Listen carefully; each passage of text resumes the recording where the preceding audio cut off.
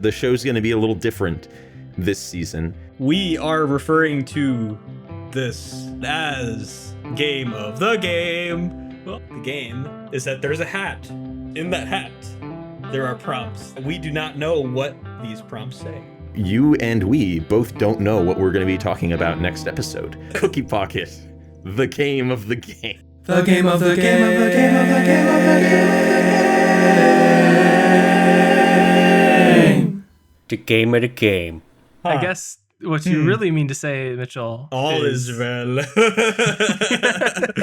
Aren't we a couple? Aren't we a couple of three idiots? What are we? Some kind of three idiots? Yeah, there it is. Exactly, Zach. Exactly. God, our comedic timing is so good. Well, this was my first introduction to Bollywood, Tollywood, and I can tell you right off the bat. First of all, I don't even know the difference. Second of all, I am very surprised at how much this was very relatable. I was reading, especially on Letterboxd, and maybe it's just because Letterboxd is like viciously like they're all sociologists and therapists and left wingers that are just completely like encased in this belief system where it's like, this is made by ethnic minorities and therefore it is intended for ethnic minorities and white people will not like it. And I was seeing a lot of reviews, anecdotally, a lot of reviews that were saying that. And I was like, I did not see that at all, honestly. I mean, especially compared to what we've been watching. Like there was, I also, like, none of the three of us mentioned in our reviews or anything. Like, this was, like, there's a cultural shift or something crazy here. Now, obviously, there is a lot of culture here. Yeah. There are a lot of cultural beats, and this is very much referencing that specific type of upbringing, and the Indian stereotypes and everything. And that was obvious throughout the whole thing, but there wasn't any point where I felt disconnected or felt like I didn't completely like not understand. Definitely not to the degree of like the Chinese films where there was like overt references to things that were very difficult to pick up on, or we just straight up like missed it probably a lot of the time. It helps that this was not a war film or like a focused drama or anything, because a lot of those things would focus on a lot of those like historical beats and background and stuff. But this was very, very light. Like there was not there was a lot of like heavy subject matter. Yes. And we can get into like the tone. I think this is like the most tonally wacky film we have ever reviewed on this podcast. Some of it is completely unexplainable, and maybe that's a cultural thing. I have no idea, but honestly, I just think it was like we're trying to fit as much in here that can appeal to as many people as possible. Let's just go for it and include everything we want to include without looking back or like thinking maybe this should be like a cohesive story or this should be like a cohesive like tonal thing, because I totally appreciate when films go out of their way to break out of their genre and try new things and go in these different directions, as long as it is cohesive and there's like a moderate like shift, and there really isn't like the pacing is really all over the place. But we can get more into that. But I really liked a lot of the film. I thought a lot of it was really funny. I thought the acting was really great. Like they're very convincing, very distinct characters, especially being a white guy. I don't understand everything they're saying, and I don't remember all the names and everything. But I was very easily like could keep track of the characters. There's not a lot of characters to keep track of. You can generally understand what's going on. It's just like the way each scene is executed, and then like goes on to the next scene. There's like the transition is like not there. Like there's just straight up musicals and suicides, and it's just very confusing sometimes in that regard. Yeah, this is also the first Bollywood film I have ever seen, but I have also, just from having studied film, I'm kind of aware of like the shape of Indian cinema, and I do think it's kind of surprising that, especially in America, we really tend to just kind of ignore a lot of Indian cinema. India produces something like over 2,000 movies a year, and like none of them make it over here. I think just because the model for how they produce movies is so different to what works in cinemas, especially here. Cinemas here, it's like, all right, 90 to 100 minutes is the sweet spot. And that way we can put as many showings as possible in a day, versus a lot of Indian films. Like this was almost 3 hours, some are even longer. The mindset, I think, about going to the cinema is just very different in India. To clarify, Bollywood is there's like multiple different film industries in India, which is also what's kind of different to the United States, because here we kind of just have Hollywood, which is the main sort of industry based in LA. In India, there's like 4 or 5, and Bollywood is based in Mumbai, which used to be Bombay, and the movies produced there are typically in Hindi, and then Tollywood films are produced in the South and are typically in Telugu. So RRR, which came out a couple years ago, which kind of took streaming and the internet by storm for a little while, as this huge Bollywood film was actually a Tollywood film. But I did really enjoy this. I will totally agree with the tonal whiplash comments, although from what I understand, that is not unusual in Indian cinema. A lot of Indian films, from what I've heard, do kind of pivot on a dime in lots of different genre directions, especially in regard to comedy. That didn't bug me too much. It was occasionally kind of startling when it came to the suicide attempts. But for a lot of it, it was like, at least the shift came with the change in a scene. So this scene is like a big, goofy comedy scene. And okay, now this is a dramatic scene. It's not that often that in the middle of a scene we sharply pivot to like boyoyoing goofy comedy from like a really dramatic, depressing moment. I did give it a 3. Now I've been saying this since like the beginning of the podcast, but typically when it comes to foreign films, I try to go into them and evaluate them based upon what seem to be the standards of that industry. Because I think that applying the lens of what Hollywood filmmaking is meant to be like and what's ordinary in Hollywood film to the cinematic culture of a different country, I think is sometimes not especially practical, because these film industries kind of grow up in their own cultures and for their own goals and their own audiences. And I think it's kind of reductive and will make your experience, I think, worse as a viewer, to look at it from a Hollywood angle and go, well, why isn't this like that? That said, my 3 out of 5, I enjoyed this. I didn't love it. Even evaluating it by what I perceive as a Bollywood angle or trying to take it on its own terms, it's just not quite my kind of thing. I had a lot of fun with the songs. Some of the comedy didn't really land for me. A lot of it is a little too Revenge of the Nerds for my liking, but I did enjoy the filmmaking throughout. There's some very cool lighting and camera work, and the scope of a lot of the kind of road section of the movie set in the present, I think, is really cool. I think you could certainly do worse for like a first Bollywood film. I'll agree with Mitchell that this feels pretty palatable for someone who's never seen a Bollywood production before. This is where I say this was not my first Bollywood film. Oh my if you God. can believe that.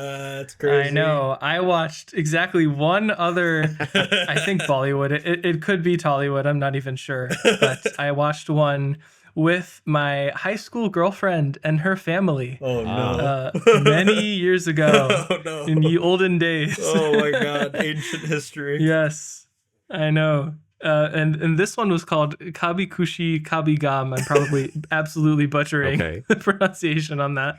But it was 3.5 hours long, and it was very much a sort of melodrama about a family where the father disowns his adopted brother for marrying a woman of lower standing. And then there's this like drama about reuniting the family and sort of a commentary on the caste system and things like that. And I would echo everything Zach has said about sort of applying a Hollywood lens to this as being kind of reductive or pointless.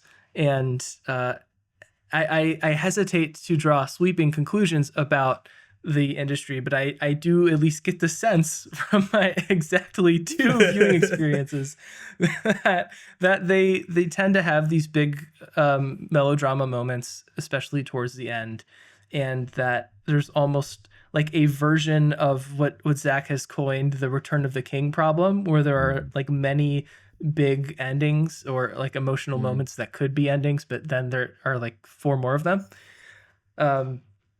And I think even before the final act, it felt like there were a lot of just big leaps. I totally enjoyed this. Not to get too far ahead of myself. I gave it a 3 as you two did, and I had laughs, and I was absolutely never bored for a movie that was essentially 3 hours long. We've watched much shorter films that felt much longer to me.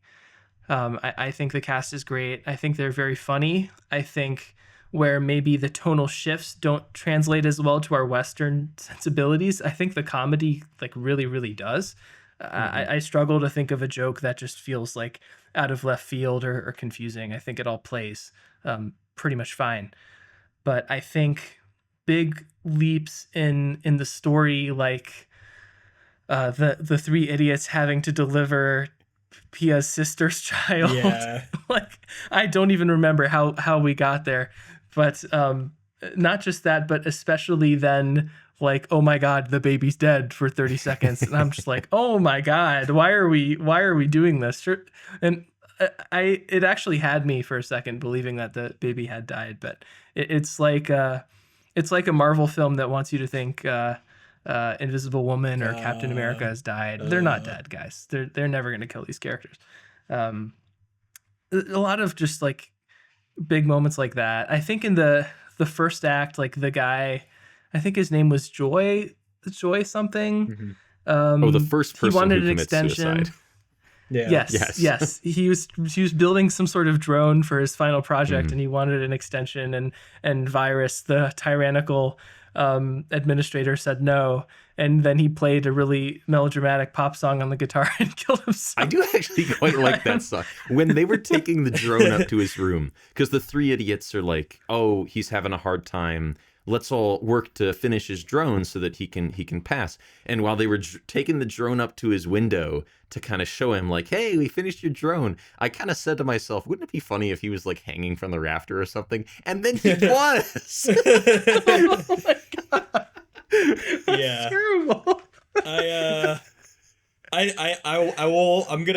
I'm gonna stand on my hemisphere of the earth and say my Western sensibilities do make some sense. Okay, I think there are lines that humanity can agree on. All right, we have a United Nations, albeit powerless essentially, but we do have United Nations, and we do have human rights.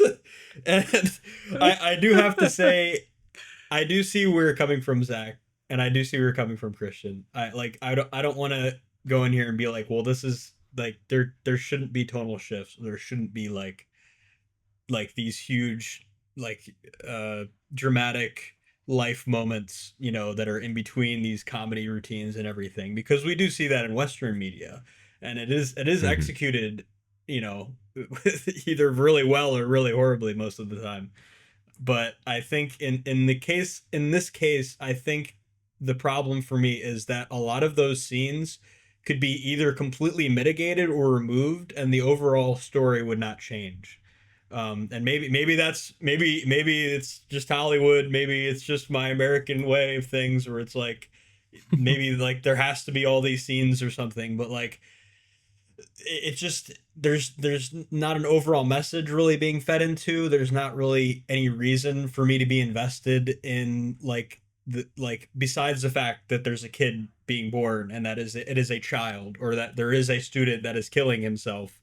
Beyond that, there's no reason for me to care or be invested in that character. Like, there was no build up, there was no like any reference to them aside from a few minutes. Like, you know, the all is well thing, like, fine, it kind of turned into a comedy thing with the kid and everything, but it didn't feel that way for a large majority of the scene. And I guess it could be like it just played off as a joke, but like the ratio isn't really there. Like, I don't know. It felt very uncomfortable, and I wasn't really sure how I was supposed to feel like in the end with it. I mean, I guess the overall impression that I got by assumption was that you're kind of supposed to be along for the ride as like a coming of age thing, where it's like they're going through all these experiences and this is how life is supposed to feel like. So therefore we're going to portray it in its rawest form in that way. Where it's like there's tragedies, there's triumphs, there's really, really funny, stupid moments you have with your friends. I just don't think cinematically that makes a lot of sense, and it's not digestible sometimes. But I will go back on my positive points in that the overall messaging and satire kind of underlying the whole film is really fantastic. I mean, a lot of that underlying messaging, at first I thought it was going to be way overwrought, where it's like you keep referencing the engineer path and these careers and everything, but there's a lot of these like family interactions and family dramas, and you have inner student dramas, and you have the dramas with the virus principal, and you know, a lot of these really hard declarations and a lot of these, you know, hard deadlines, and you know, I think aside from like the direct just students killing themselves approach, I think the subtlety that surrounds that, and the psychology and philosophy they get into is very well written and very, very convincing. And I really appreciated the film for really going in depth with that, while also trying to be lighthearted and morally righteous, and have those like positives come out at the end with the Return of the King endings.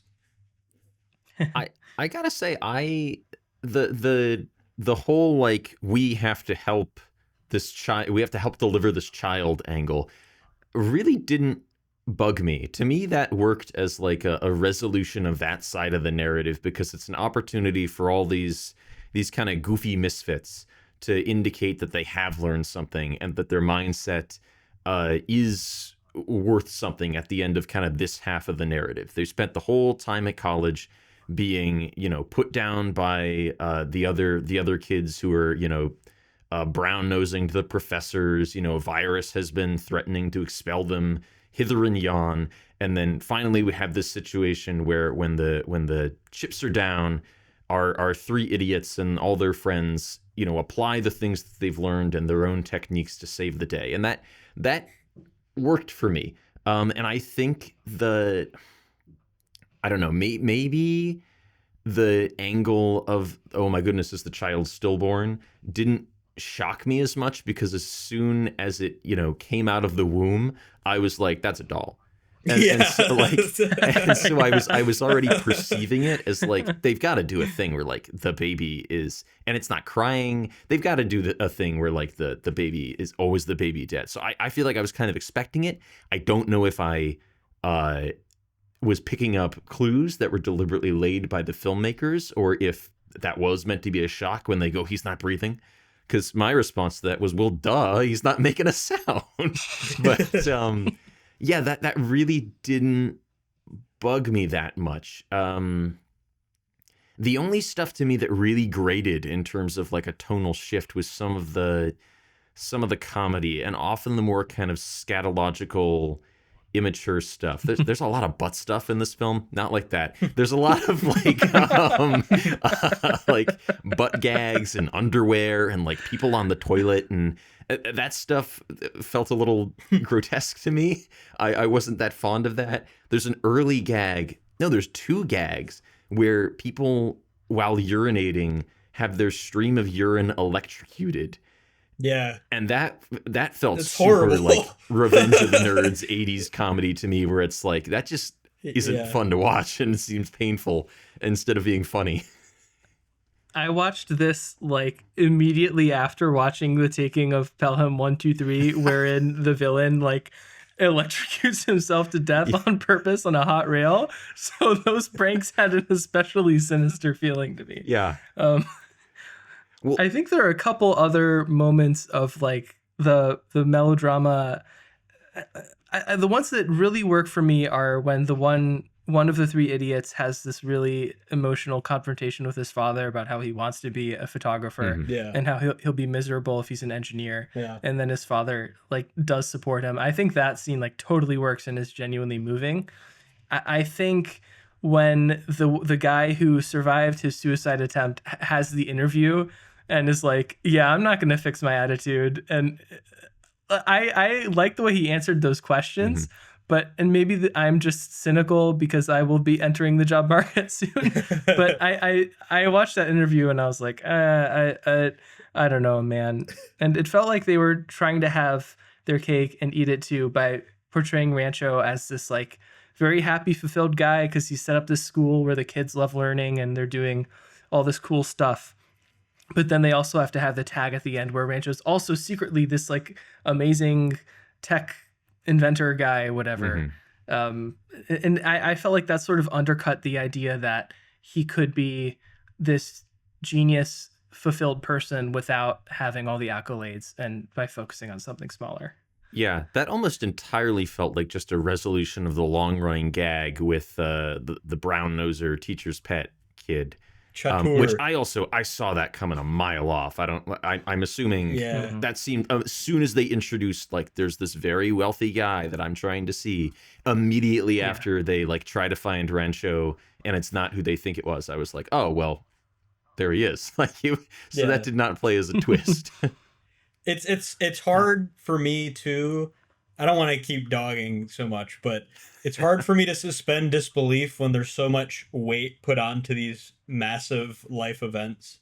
And like, I want to believe it. Like, I want to believe that the dad would just realize, he just have like his heart will grow 3 sizes and he will just agree when clearly their parents do not change their minds that easily on anything. Okay. Like, let's just be real for a second. But I will say, like, seeing the ideal play out and seeing it like happen for all 3 of them and seeing what it would be like and like almost that being the message in and of itself is far more effective than a Hollywood film where it's like they're going through all these trials and they kind of just fall into the best outcome. And where in this, it felt like they did face trials and tribulations. They did have major issues and desires they weren't like totally fulfilled on, and obviously the parental issues and everything. And now you feel like, oh well, they definitely deserve it, you know. So I will definitely give the film props for that. But yeah, maybe not maybe not Rancho or Wangu or whatever his Wayangu or whatever his real name is. That was I agree with Christian. I think modesty would have been a lot better there. But seeing that everything was having the most ridiculous positive outcome anyway, I guess it kind of fits the bill, and it kind of drives the last act forward. With Paya and the marriage thing. And what did you guys think about that too? Because I mean, I appreciated that there was a romance and that it didn't feel completely out of left field. I mean, as a whole, but I mean, she's a great actress, and like there was like some, I don't want to say there's some spark like we're analyzing a romance or something, but like but like they had good chemistry, I guess. I don't know. I will say I quite like that in a lot of Indian films. This doesn't seem to be true for just this film, that the romantic leads look, at least, it's difficult to say this without it coming across as a backhanded compliment, but a lot of romantic leads in Indian films look like real people. They're not, you know, chiseled and buff, and you know, the women aren't these glamorous supermodels. Like, just the fact that throughout the whole film she wears glasses, and not like, you know, one that you would see on the cover of a designer magazine. She just wears glasses because she wears glasses. I don't know. Some of the stuff about the romance I found very refreshing because it did kind of feel like just 2 real college students. Not in all aspects, but, you know, just in the way they behave with each other and the way that they look and interact with each other. I do know that the fact that they, even though I wouldn't really say that this is a sexy movie or anything, the fact that they kiss at the end was considered kind of audacious at the time. Because apparently still in Indian films, it's very uncommon to see the romantic leads kiss due to just the censorship laws in the country. Now, they don't seem to have any problem with like implied sexuality in India. There's lots of like skimpy outfits and glistening body oil and sexy dancing, but when it comes to kissing and actual sex, that seems to be where the line is drawn. So in that respect, I think this movie is kind of historic in India. I mean, the star in this, Amira Khan, I think, had been like an Indian heartthrob for years, and this is the first film he ever kissed his co-star in.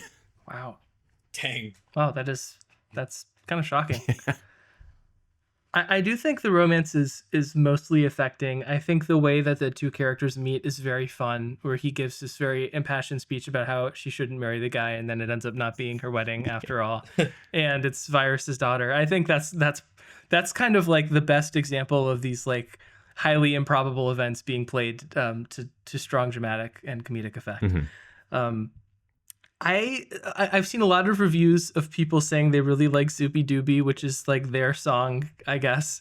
I did not like Zoopy Doobie. What? Wow. I find it quite annoying and repetitive and just like an earworm in a bad way for me personally. I liked All Is Well quite a bit more, but I think Pia is fine. I just think the romance is kind of another example of this movie, both like confronting big sort of hot button controversial issues like suicide or class divisions, but also inevitably opting for a kind of escapist, unrealistic conclusion to those things. I couldn't help but think of The Graduate, the like 70s Dustin Hoffman film. This is kind of a big spoiler for The Graduate if you want to see it and haven't seen it. But at the end of the film, Dustin Hoffman runs off with this girl who she was gonna marry this other guy, but he shows up to her wedding and they run away because he's like, run away with me, and she does. But the final shot is them like on a bus or whatever, and you can tell that they both like are realizing for the first time how crazy their decision is, and it's like hitting them like, oh my god, maybe we just made a huge mistake. And this movie's kind of like the opposite of that. And I don't think this is like a sweeping analysis of American films are always cynical and Bollywood films always are highly optimistic. I think especially currently Hollywood films talk about or prefer escapism even when they sort of gesture towards political issues. Right. But I don't know. And I'm not saying it's a bad thing necessarily. I just think it maybe limits the extent to which they can confront these issues. We keep using the word melodramatic as a put down or a criticism. I do wonder if the filmmakers would, hear us describe it as melodrama and go like, oh yeah, that was the point. Like I don't necessarily think that this is trying to get across, like, especially in America, I feel like a common complaint for movies is that, like, well, and I've said this about American films as well and British films and whatnot. It's like, well, the actions of these characters do not feel realistic. The outcome here doesn't feel like something that would actually happen, and I don't really think that's what they're going for at all. I think it's just what would happen within the confines of the story and characters that we have set up. And I think along those lines, it pretty much stays true to what is established. There isn't anything in this that felt like it came way out of left field based on the film's own terms. Like even the shocking stuff that you might not expect to happen, because stuff like that doesn't typically happen in Hollywood films, does kind of feel like it was established earlier. I was surprised when... Is it Rogi? Is that his last name? When he jumps out the window. But I can't say that wasn't established. Yeah, they were kind of building up like, hey, he's in a dire situation and there's a window right there. It did feel like, okay, well, I feel like we've been leading to this. Yeah. I'll counter and say I was not expecting the hospital scene to last for so long, and then he gets in a wheelchair and then he's taking over his friend's interview. And then, it kind of makes sense the way he acts in the interview, but then the interview isn't really believable. So it kind of like goes into what I was talking about in my review about not having continuity.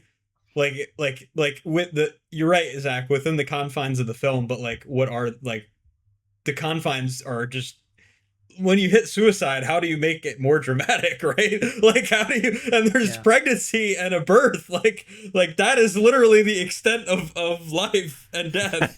And I mean, you could get, like you said, with the risque stuff, you know, but that's more of like a cultural limitation rather than like a filmatic one or cinematic one. But I think once you've set that bar, you really can do a whole lot in between. You can go all the way from like toilet humor to, you mean, you can, your bounds are really endless. And I will go back though, and I'll say that I 100% agree with you with the intent being to do that. Like I was never, I would say American films, as far as I've seen, are by far the most guilty of trying to be way bigger than it really is, or trying to pull this drama out of thin air when the rest of the movie has been an absolute goof fest, nothing burger.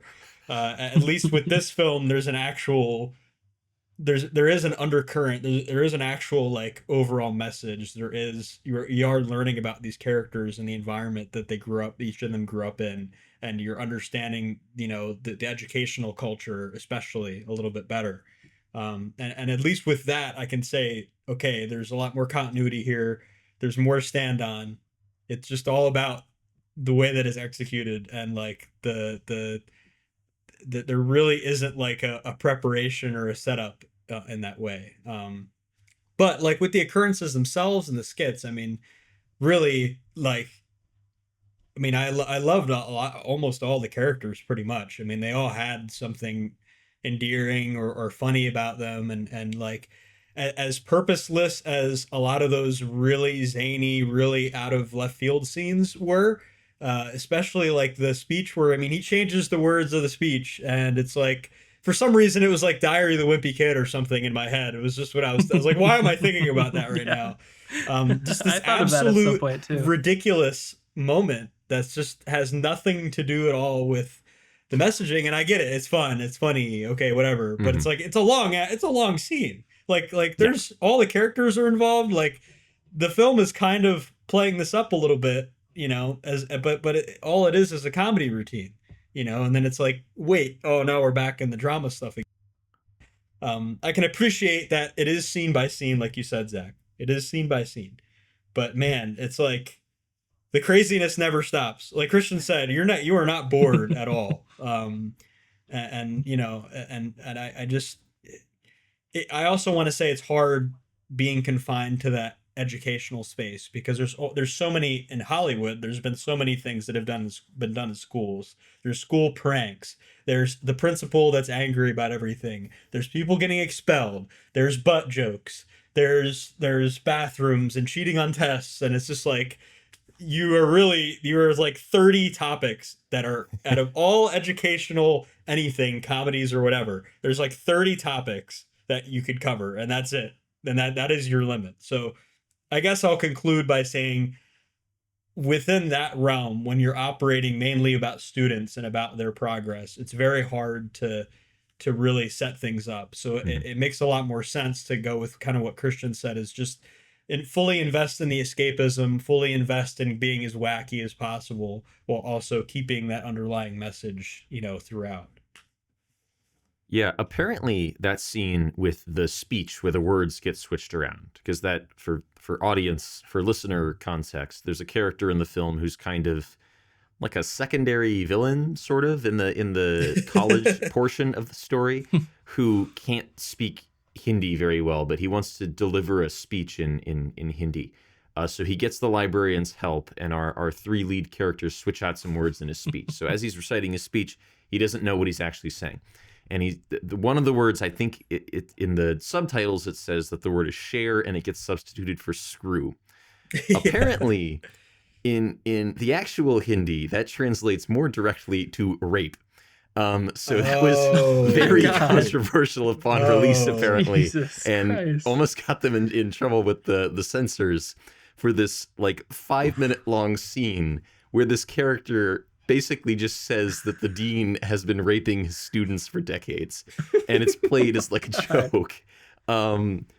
That by standards of the film, that would be like an instant expulsion, or at least a suspension. Oh yeah, like it's not even close. But I that does bring up a good point, Zach, about the subtitles. There were times where I was able to connect it back to an American or just an English saying. Like there was one phrase where I think it was Rancho was trying to show one of the students something, or Roger he was trying to show the other two idiots something, and he said like, "Look at what I am about to show you right now." When I felt like he was trying to say observe, or like it was very short in what he said. And I think some of the translation issues were coming up a little bit, and it was a little bit choppy. I'm not sure how that went. And also it was very culturally enlightening to find out how much English is used in Hindi, and how complicated Hindi probably is to those words that they decided to just say, "You got to study for your exam, my guy," instead of trying to say that in Hindi. So that was pretty funny, actually. In the moments where I believe it was supposed to be funny, it was funny, because they'd just be talking, and then it would just be like some guy you'd hear across the street or something that'd be like, "I'm all about the success. I'm trying to be successful right now. Don't you understand what I'm telling you?" And then they start in Hindi. I'm like, whoa, what the heck? It was interesting. There would be some lines where half of it would be in English, and then they would segue into Hindi and sometimes back out again. Yeah. And sometimes there were cases where the English subtitles would be different from what was actually being said in English, which I thought was interesting. Where like, okay, they are speaking English that we can hear, but have some of these English terms been incorporated into the language and used for so long that they almost kind of have like a different colloquial meaning? That was interesting to consider, although of course it's not something that the film is tackling. It's just the language they're speaking. But yeah. Yeah, I think the construction of the film is interesting, the way that we sort of cut back and forth to their time in school and the sort of hunt for Rancho and the eventual big conclusion of Rancho and Pia. But I wanted to ask you guys, what did you make of that? I found it at points kind of disorienting. I felt like the long stretch with the real Rancho, I missed the fake Rancho, because I think he's like by far the most engaging performer. And it felt like at some point the cross-cutting wasn't really used for dramatic effect. But I wanted to ask you guys what you made of it. I did at the beginning, because we start in the present, and I found myself kind of getting into the story set in the present, where they're going on this road trip to find Rancho, and throughout there's like this ballad that plays on the soundtrack, kind of in reverence of Rancho, our great friend who is basically Jesus, the way they're describing him. And I thought that was a lot of fun. And I kind of at first I thought, I assumed that the three idiots were not going to be Rancho and his two friends. I assumed they were going to be the two friends and the guy from the past who they really didn't like. I thought it was all going to be set in the present. And I thought that was going to be an interesting angle. Like, we have these beautiful helicopter shots showing us all the countryside that they're going to be driving through. I was like, oh, this is going to be like a cool road movie. With these three guys who kind of can't stand each other, journeying across India to find their old friend. And then we cut back to the past. And I enjoyed some stuff in the past, but I do think there was potential to the present stuff that felt a little unfulfilled. Though I will agree, maybe the funniest stuff in the movie is during the present section. Kind of the Mexican standoff with Grandpa's ashes that are going to go in the toilet, and fake Rancho has a gun. That was very funny. Like some of the best stuff I think does happen during that present section. And I think I might agree to a certain extent during the last third that it feels like we should be staying in the past a little bit more. When sometimes we punch into the future and it's like, all right, it feels like we should complete this and then we can do like 20, 30, 40 minutes of present. I'll deal with waiting, because after I figure out what happens in the past, this end will feel more merited. Because the past stuff, by the end, I don't think it's that funny, but I do think it's some of the most impressive, like production wise. There's I mean the end where there's a monsoon, so there's all this flooding and like a soundstage clearly, and there's these great shots of all the students running through like hip deep water with flashlights and silhouette, and inside the sort of makeshift operating table with thunder crashing outside. A lot of stuff that looks great, and then it would be like, oh, okay, and what's his name has nasty farts, and I'd be like, oh, okay. Yeah, I feel a bit authoritarian today about my time jumps, and I think really, if it weren't for those funniest moments, which a lot of them just feel incredibly candid, and I think the candidness sticks out a lot more to me than butt fart jokes. And I think like plot wise, it's really the very beginning and the very end that are like the most important. Like, sure, we needed that pivotal moment with the actual Rancho and getting the diploma. We needed that moment, but it turns into a gag, and it's like really the scene was really more about being funny than it was really about the singular twist, because the whole scene was about the standoff more than it was about the twist. I mean, we got the flashback and had it explained and everything, and I'm glad that we had that, and that was a twist. It's a good plot point, sure, but the scene doesn't really execute that way. And I think that goes back to what you're saying about the operating table, Zach, where it's like, yeah, I mean, it looks great. Like, it was very tense. It was very well acted, but like only like one or two really important things are happening. And it's like, there's not really any significant character development. It's like the characters are almost static, and then they're just kind of like at the end they're like, okay, now we are here. Like there is no like ebb and flow of like the characters realizing anything. And I think that kind of goes back into me dogging on the film again, where it's like the characters don't really have like you feel like they change the most at the beginning, from the beginning to the end of the scene, but in the middle of the scene it's just a comedy routine.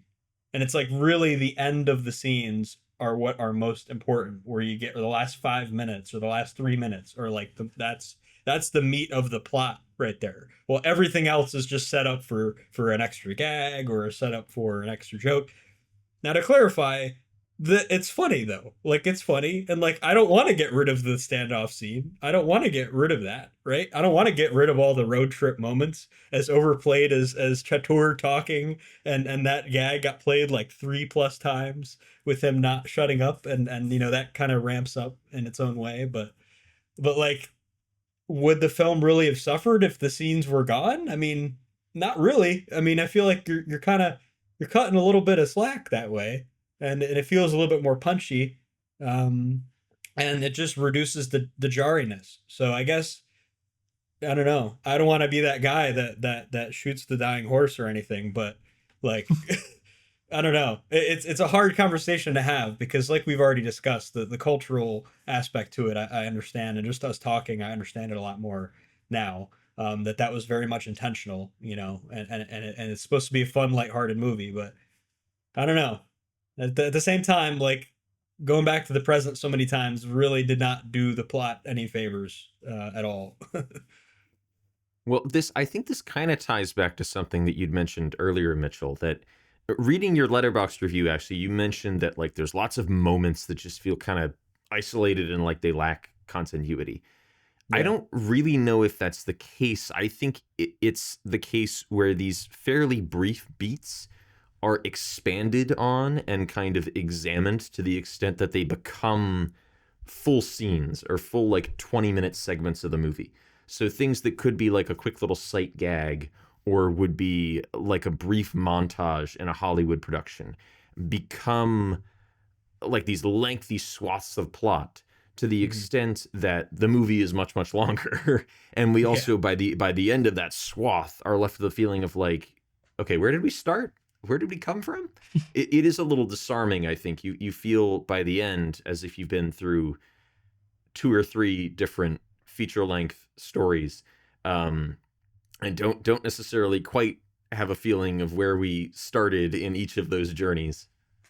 Yeah, I think to clarify, I don't think it's like a plot continuity problem or that there's like hypocrisy or that there's like I just think that just disjointedness and maybe the tonality and the the general like I had mentioned, aside from like the general messaging, there's really not any significant like character development, I guess. I mean, there is character development, there is changes, but I mean, like Raju killing himself, that was his major life moment where he just his whole personality basically, he like immediately matured and was like, okay, now I am like straightforward, like I'm not worked up about these things. And then um Farhan gets a little bit more of a dynamic flow, but it just everything just feels very choppy. So I guess continuity might have not been the best word there. It's more just like the choppiness and just disjointedness doesn't make it feel as natural as it might have intended to be. And I think for a coming of age film where you're kind of supposed to feel the ebb and flow a little bit more, in my opinion, my Western humble opinion, I think that is a lot harder to directly invest in and to like see those characters through when it's like, well, it's just going to be some crazy thing happens and then like heartwarming ending. I guess would be the harsh way of looking at it. Yeah.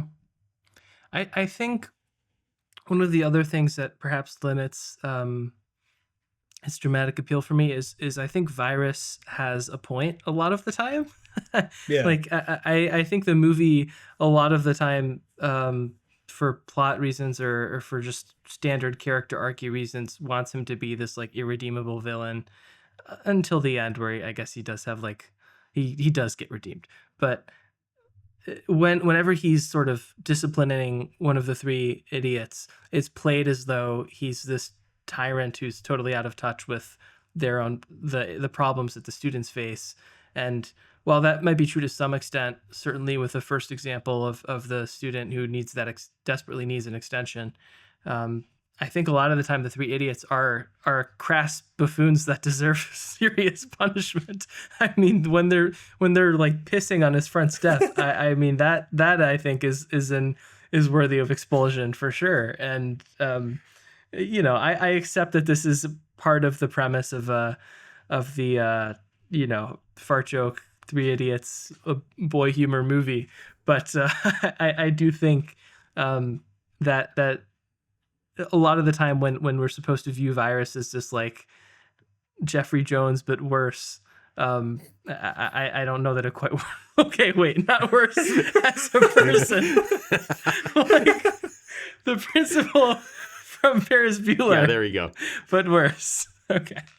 Oh, yeah, I do think he has a function.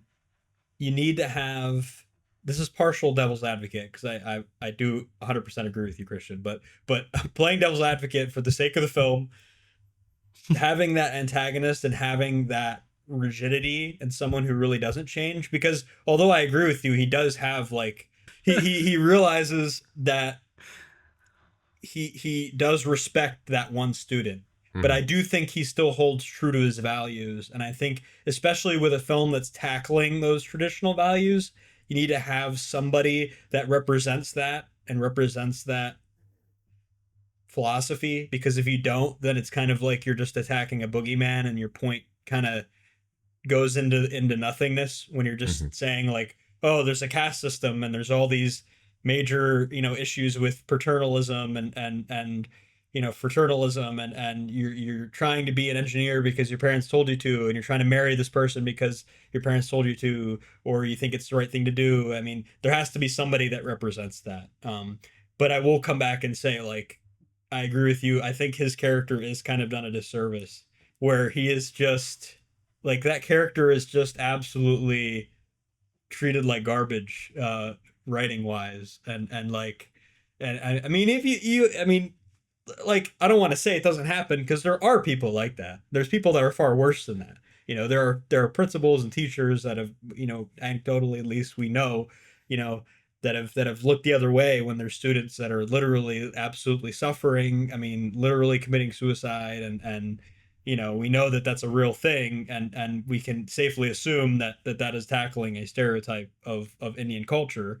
But I feel like his character being more realistic, would have grounded the film a little bit more instead of making him less of just a messaging tool, I guess. Mm-hmm.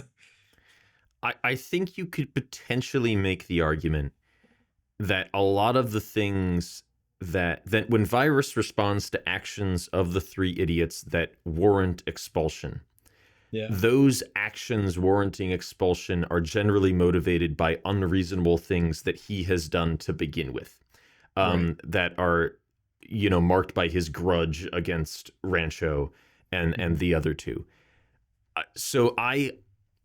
And also, I think he's kind of played like a bit of a buffoon throughout. So we're automatically just in a place of not really relating to him or being on his side necessarily. But yes, I mean, if students, without any motivation at all, were urinating through a professor's mailbox, and then he showed up the next day and went, "What the hell? You don't get to go here anymore," then I think we'd 100% agree with them. But just because of the unreasonable things he's done before that, I think we're placed not as much on his side.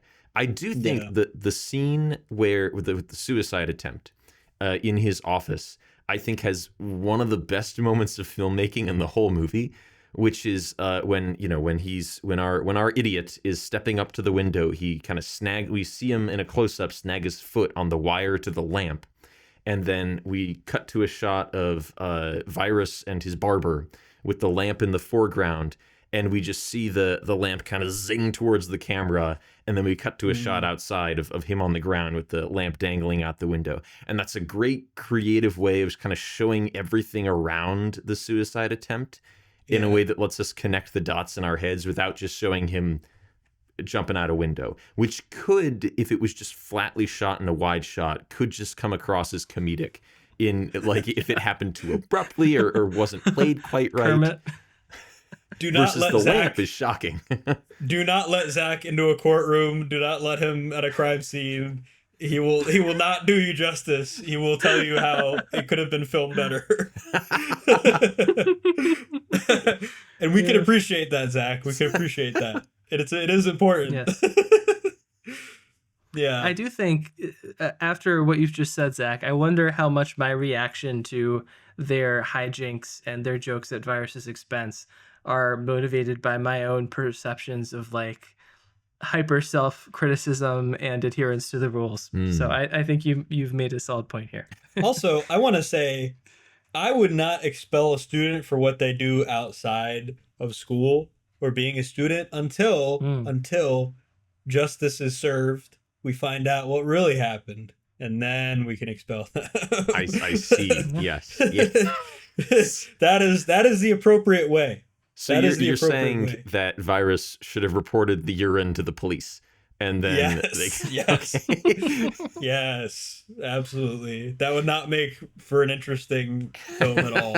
Be a lot of paperwork, but make a lot more sense. But that goes back into what you're saying, Zach. It is a personal vendetta thing, 100%. Whether or not it's justified, it's another question. But yeah, I think they just play that over and over again. On the other hand, though, he's very intriguing. He's very interesting to listen to. He's a great actor in general. That definitely no criticism there. And I think he does have pretty dynamic moments. He gets a good amount of screen time too. And especially with the classroom scenes, I think that's also where some of the best conflicts and writing in general are, is between him and really Rancho most of the time. I do think it's an interesting character note that we see him at the wedding that gets interrupted in the present. Yeah.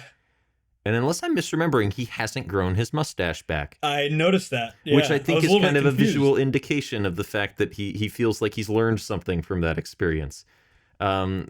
Maybe that wasn't intentional, but to me that came across that way, and I thought, We are filming the next scene now, sir. Right this way. but that's true, Zach. I'll eat that. I'll buy that for $1. well, do we have any final thoughts on Three Idiots, or is it time to move along? I like Scooby Dooby Doo song. I like I had Scooby that Dooby stuck a in lot. my head. And it was really, I mean, between that scene and the more romantic one, like that was great choreography, super fun to watch. Like I was kind of surprised, honestly. I will say, oh shoot, All Is Well. The All Is Well number, I liked the choreography and general filming of that better. I just really liked the way that was shot. But yeah, the Ooby Scooby Dooby Booby song is way more engaging. I need to read the lyrics boo. maybe. But, I don't That's think. age. I think Zooby Dooby is the number that has the shot with all the umbrellas and they're on the swing. Yeah. I think that's a really compelling shot between the two musical numbers, because there's really only two big musical numbers. Yeah, unless we right. count in the dorm. That's not necessarily like a full number. But I think that umbrella shot is great compared to All Is Well, which is mostly them in some barrels in the showers. Well, I think part of the charm of All Is Well is that the choreography is so like sublime and like hyperactive, but designed to sort of accent the music. And our three leads, both all three are like very committed to the moves and have learned them. But it's so obvious that Rancho is like by far the most naturally gifted dancer of the three of them. And the other two guys are kind of like a little awkward with the moves, but in a way that's just so immensely charming and like makes me think of a Broadway show where a character that isn't like your typical athletic leading man or woman is just doing the part with great effort and great effect in their own way. And that was a very charming character moment for me. Yeah, and it didn't play like a music video either, like this, like Doobie did. Yes. Which I know that's a complaint of some Bollywood films, is like, I think, Christian, you mentioned that it didn't really feel like the numbers were like naturally incorporated into the plot. I feel like I remember seeing that in your Letterboxd review. Yeah. But yeah. I have seen criticisms of other Bollywood films where they're like, this just feels like a totally disconnected music video in the middle of the film, which this did not feel like to me. It had the same characters in it. The songs were at least tangentially related to the plot, versus there's a Bollywood version of Evil Dead that just has unrelated pop songs in the middle of it. Yeah, there's lots of no. Bollywood remakes of established Western movies. A couple years ago, there was a Bollywood remake of Forrest Gump. There's a Bollywood Nightmare on Elm Street. The guy that plays Rancho starred in a Bollywood Memento. Oh, that's interesting. Yeah. I have to mention the score. I forget whose review mentioned that. I think it was me. Zach? That was the piano. That was like, where is that coming from? like do do do. Like what? There's some moments of score that are almost verbatim doo-dee doo-dee doo-dee doo. I wasn't wild about the score, but I like the song. Yeah, 100%. Well, all is well ends well. It'll make your baby kick for some reason. All's well in the week in review. That was annoying. Yeah. Are you guys doing a shared week in review again, or are we a separate three again? Separate. No. Separate. Well, Shall I it's jump in? I'm gonna make Zach. you guys angry again because I've been listening to more music. Oh No. And for a similar reason, because a couple weeks, maybe a month ago, the trailer for Deliver Me From Nowhere came out, the Bruce Springsteen biopic. And I'm not very interested in a Bruce Springsteen biopic because I don't really like musical biopics that much anyhow. I did not see the Bob Dylan one that came out last year, and I will not see the Bob Dylan one that came out last year. But watching that you trailer, better watch what you say, Zach. You better watch what you say, because we got some power. Trailer, I was intrigued by Jeremy Allen White as Bruce Springsteen. I like him a lot on The Bear. I thought that could be a compelling performance, and it got me thinking about Bruce Springsteen. So over the past week or so, I've been listening to his albums in between Black Sabbath. And earlier today, I listened to his fourth record, which is Darkness on the Edge of Town. This was the album that came out right after Born to Run, which was kind of I would say his big break. It has Born to Run on it, which is probably the Bruce Springsteen song that everybody knows. Maybe it competes with Born in the USA, but I think those are the two big Bruce Springsteen songs. Even though it wasn't my favorite on that album, I really like Jungle Land, the closer. But it's a different album to Born to Run quite a bit. And it also takes on a lot of interesting influences. Born to Run, I think, is very kind of rock forward. Darkness on the Edge of Town has some interesting, like, guttural, folksy influences. My favorite song on the album was Adam Raised a Cain, which kind of reminded me of like mid-career Tom Waits. It's very barky and gruff and dark. One of my favorite bands since I have been in high school has been The Killers. And they're a very big band. To me, in high school, The Killers felt special because they were one of the first bands that I kind of discovered myself. Now, I don't mean to say that as in I was into them before they were cool or anything like that.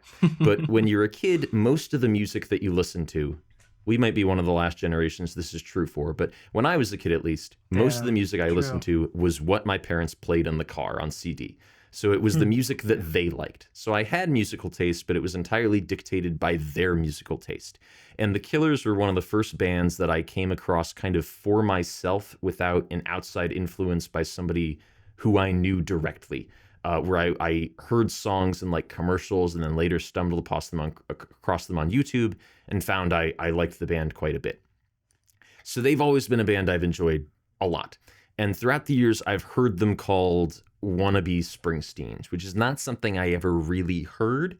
But now actually listening to Bruce Springsteen, especially this album, yeah, some Killer stuff is very wannabe Springsteen. There's kind of a wistful small town nostalgia to a song like Racing in the Street on Darkness on the Edge of Town that feels very influential of the Killers, especially like Battle Born Onward, which I think came out in 2012. And just kind of Brandon Flowers' vocal delivery and inflections feels like straight up Springsteen karaoke in some places. Now, that's not to say that I hate the Killers now. If anything, I think it shows me more potential for me to like Bruce Springsteen in the future, and I'm definitely going to be checking out more of his stuff. I kind of avoided him for a while because most of what I'd heard was Born in the USA, and I had this perception of him as kind of a blue-collar meathead rocker. But listening to this early stuff, which is very kind of youthful and folk and has lots of kind of story character songs, I find myself enjoying it a lot. And I am going to try and listen to the full discography. So I gave Darkness on the Edge of Town a 4. I've given all of his albums so far a 4, except for the second one, which I gave a 3. I thought it was okay, but not great. And I am looking forward to hearing more. I'm going to go. Christian doesn't get his chance now. That's fine. That's fine. Want to guess what I'm talking about? Oh, okay. Do I look like I know what a JPEG is? Oh, it's back. I just want a picture of a gosh dang hot dog. God dang propane, I tell you what. Wow. Okay. I'm trying to think of reboots that I've watched, and I think I don't remember any because they all suck. This one is awesome. This reboot is fantastic. I was absolutely blown away at how well it was executed. There are always going to be issues, sure. There are issues that come from reboots.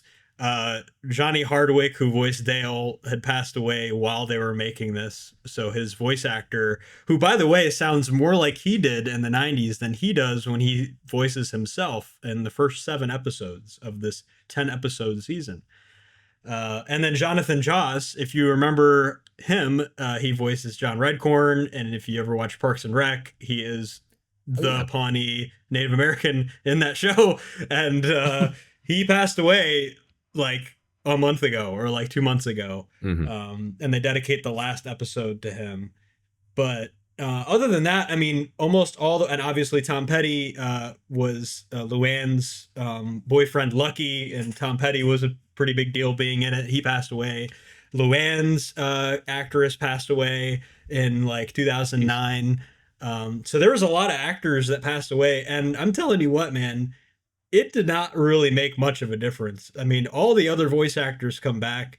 Mike Judge and Greg Daniels I'm way up my alley with comedy. Like everything they write is just awesome for some reason. I think what this show really does well is it navigates a political climate that is so significantly more incendiary than what the original had spawned from, where it was like, oh, we're just making fun of like, small town conservatives mixed with like these Dallas, preppy twig boy liberals. and that was kind of the punchline, and that was really funny, really engaging, and it's very nostalgic to watch, even for somebody who didn't live through that time. It's still very engaging and has really funny moments, and some are very much still relatable. I mean, how much does America really change at its core in like 30 years, right? But I mean, they tackle conspiracies, they tackle COVID, they tackle a bunch of race issues, they tackle sexuality, they tackle like college stereotypes, Gen Z stereotypes, social media, general consumerism, traditionalism in a country like Saudi Arabia, which is where Hank and Peggy had been living all these years, and they're coming back to Arlen, Texas, which is now all developed. It has like Sephora's and like modern, restaurants and all these weird, they said all these construction issues, like instead of a proud cone that at least knows it's trying to protect something, they got these plastic things that bounce on the ground and are like reflective, and if somebody runs over it, it just falls over. And it's just little jokes like that. I mean, and Keith David voices the guy that takes care of the Hills house while they're gone, and he shows up quite a few times. I mean, it just tackles so many issues that not only do regular shows do not tackle today in reality television, in any streaming services. They do not go hard at it at all. This is an animated show, and they, for some reason, like I was literally, my hands were on my forehead. I was like, I cannot believe that they're talking about like, Asian stereotypes and all these issues, and amongst all of it, Hank is like learning new things. I don't want to spoil too much of the show, but they talk about the Samoa cookies and how they renamed them to Caramel Delights. And Hank learns from that, and it's like, that's actually a positive change. Like, that's a good thing. And it's just so modest and believable. He's definitely conservative, and you can tell he's more of a Fox guy than a CNN guy. But at the end of the day, it's like, he's super relatable. He's willing to learn new traditions. And Bobby is grown up. He's a chef in Dallas, and you learn through all of his trials and tribulations what it was like to grow up and what it's like to be Gen Z or at least a millennial versus being of the older generation. And it's just all these different dynamics in 10 episodes. It's just so fantastic. So anyone who has ever been interested in the premise of King of the Hill, I mean, you could even start with this season, but I would recommend watching the whole series, obviously. But like, you have at least a general sense of what the original series was about, or the older seasons were about. This season really hits it home for me in a lot of different ways. It really tackled a lot of topics I wasn't expecting. I might have to try that. That's a very stirring recommendation, Mitchell. Yeah. And I haven't seen the OG, but I will start there. Oh, for sure. When I do try it. Oof. Okay. I'm really. This is like the weirdest week in review trio of all time. I'm gonna talk about I Know What You Did Last Summer 2025. Did you watch the original? I did wonder this when I saw your Letterboxd review. Did you watch the originals? I watched the original, the first original. I have Okay. not seen the sequel to the original or the third sequel has a new cast that's universally panned. Yeah, there's a direct to But I DVD saw, third one. Yeah. yeah, I saw the OG. I think either last year or 2 years ago. During my first or second October Horror Fest, and I suppose I should talk about the first one a bit for context. It's the first one is really just like late '90s, really hot actors dressed like in crop tops and like frosted tips and all this bullshit. And there's not really all that much horror.